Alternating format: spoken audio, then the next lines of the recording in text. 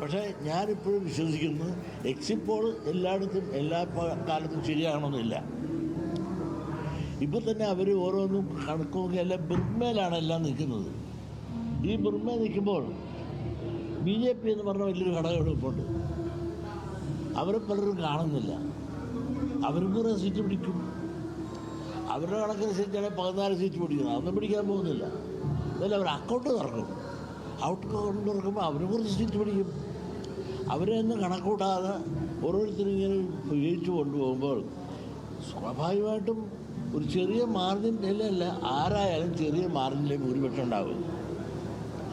എൻ്റെ കണക്കൂട്ടനുസരിച്ചാണെന്നുണ്ടെങ്കിൽ ഇടതുപക്ഷ ഗവൺമെൻറ് പോകാൻ നേരത്ത് ഇവിടുത്തെ പാവങ്ങൾക്ക് ഒരുപാട് ഗുണങ്ങൾ ചെയ്തിട്ടുണ്ട്. 60 ലക്ഷത്തോളം പാവങ്ങൾക്കാണ് 4,000 രൂപ വീതം കൊടുത്തത്. അതിലെല്ലാം പ്രതിഫലനം കാണാതിരിക്കുമോ? അതിൻ്റെ അടിസ്ഥാനത്തിലാണ് പിന്നെ എക്സിറ്റ് പോളിലെല്ലാം ഉപരി LDFയിലെ മുഖ്യമന്ത്രി ഉൾപ്പെടെ അദ്ദേഹം വെറുതെ പറയത്തില്ല, അവഗാധമായി പഠിച്ചിട്ടായിരിക്കണം. അദ്ദേഹം പറഞ്ഞിട്ട് LDF വരും, UDF വരും.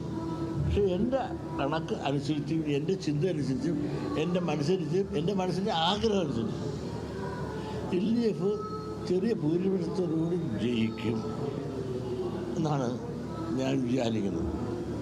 എൻ്റെ വിചാരത്തെ നിങ്ങൾ വിമർശിക്കരുത്. അതെൻ്റെ ആഗ്രഹവും എൻ്റെ വിശ്വാസവുമാണ്.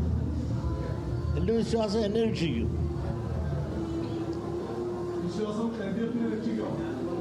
തീർച്ചയായിട്ടും LDF രക്ഷിക്കും. UDF ഇവിടെ ഭരണത്തിൽ വന്നാൽ പിറ്റേ ദിവസം ഇടിപിടിയല്ലേ വരാൻ പോകുന്നത്. നിങ്ങളൊന്ന് ആലോചിച്ച് നോക്ക്. UDF ഇവിടെ ഭരണത്തിൽ വരാൻ പോകില്ല. വന്നാൽ തന്നെയുള്ള സ്ഥിതി എന്താണ്? കലഹമല്ലേ നടക്കുന്നത്. ഇപ്പം തന്നെ മുഖ്യമന്ത്രിയാകാൻ വേണ്ടി എത്ര പേരാണ് പരസ്പരം മത്സരിക്കുന്നത്? അതിന് ഹൈക്കമാൻഡ് കയറി വിലങ്ങിടുന്നത്. ഇപ്പം വരാൻ പോകുന്ന അല്ലെങ്കിൽ ഭരണം കിട്ടുമെന്ന് തോന്നിയപ്പോൾ ഇതാണ് സ്ഥിതിയെങ്കിൽ ഭരണം കിട്ടിയാലുള്ള സ്ഥിതി എന്താണ്?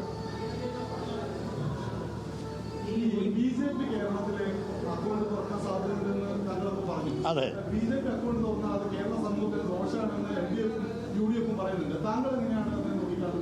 അവർക്ക് അക്കൗണ്ട് ചെയ്യാനുള്ള ദോഷം എന്താണ്? ഇന്ത്യ ഭരിക്കുന്നവരല്ലേ. ബംഗാളിൽ അവർക്ക് കിട്ടാൻ പോകുന്ന ഭൂരിപക്ഷം. അപ്പോൾ BJP അത്ര ചെറുതായി എന്തിനാണ് കാണുന്നത്? ഇന്ത്യയിൽ നിന്ന് മഹാഭൂരിപക്ഷം സ്റ്റേറ്റുകളും BJP ഭരിച്ചുകൊണ്ടിരിക്കുന്നു. അപ്പോൾ BJPയുടെ ഭരണം ഇവിടെ മോശമാണെന്നൊന്നും പറയാനൊക്കത്തില്ല ആൾ ഇന്ത്യ ബേസിസിൽ. അപ്പോൾ അവർക്കിവിടെ കുറേ സീറ്റ് കിട്ടിയാലോ അവർക്ക് അക്കൗണ്ട് തുറന്നാലോ അത് ഇവിടെ ഈ രാജ്യത്ത് വലിയ സുനാമി സംഭവിക്കുന്നൊന്നും ആരും ധരിക്കേണ്ട കാര്യമില്ല.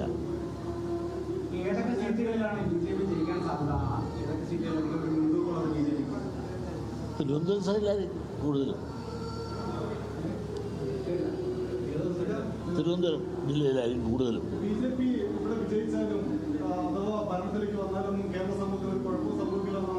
അത് ഒന്നും സംഭവിക്കില്ല.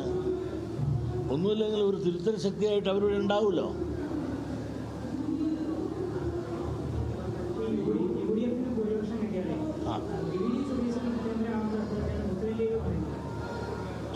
അത് മുസ്ലിം ലീഗ് പറയാമോ? അപ്പോൾ ഈ ഹൈക്കമാൻഡ് ആരാ? കോൺഗ്രസ്സോടാണ് ഹൈക്കമാൻഡ് തീരുമാനിക്കുമെന്ന് കോൺഗ്രസിൻ്റെ നേതാക്കന്മാരും ഹൈക്കമാൻഡും പറഞ്ഞാൽ അവരുടെ മുഖ്യമന്ത്രി ആരായിരിക്കുമെന്ന് അവർ തീരുമാനിക്കുന്നു. അപ്പോൾ പണക്കാട്ടെന്ന് പറയുന്നത് സതീശനായിരിക്കുന്നു. അപ്പോൾ ആരാണ് ഹൈക്കമാൻഡിന്? പണക്കാട്ടാണ് ഇപ്പോൾ കോൺഗ്രസിൻ്റെ ഹൈക്കമാൻഡെന്ന് ആരെങ്കിലും പറഞ്ഞാൽ തെറ്റിദ്ധരിക്കാൻ അത് തെറ്റാണെന്ന് പറയാനൊക്കുമോ? ഏതായാലും എത്ര വലിയവരായാലും ചെറിയവരായാലും പറഞ്ഞത് ശരിയായില്ല. അത് പറയാനുള്ള ധാർമ്മിക ഉത്തരവാദിത്വം ഒരു ഘടകകക്ഷി എന്നതിൽ അവർക്കില്ല. എന്നെക്കൊണ്ടുള്ള ആരുമില്ലാത്തവർക്ക് പറയാം. ഒരു ഘടകകക്ഷി എന്നതിലുള്ള ആളുകൾ മുസ്ലിം ലീഗിൻ്റെ ഇപ്പോൾ മനസ്സിലായില്ലേ? ഈ ഇടതുപക്ഷ ഭരണത്തല്ല ഇന്ന് UDF ഭരണം വന്നാൽ ഇവിടെ ഭരിക്കുന്നത് ആരായിരിക്കും? ലീഗ് ആയിരിക്കുന്നു. ഇപ്പം തന്നെ തോന്നാവുന്നൊരു ചിന്തയിലായില്ലേ ഇവിടെ കാര്യങ്ങൾ. പണ്ടും തന്നെ എന്താ പാവപ്പെട്ട ഉമ്മൻചാണ്ടി മുഖ്യമന്ത്രിയായിരിക്കുന്ന കാലത്ത് വകുപ്പും അതുപോലെ മന്ത്രിയും എവിടുന്നാണ് പ്രഖ്യാപിച്ചത്? ഇതൊക്കെ നമ്മൾ കണ്ടതല്ലേ.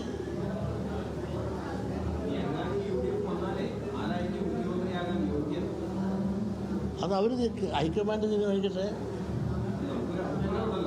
അല്ല, ഞാൻ അവരാകുമെന്ന് ഒരിക്കലും പ്രതീക്ഷിക്കാത്ത എനിക്ക് ഒരു പേര് പറയേണ്ട എന്ത് കാര്യം?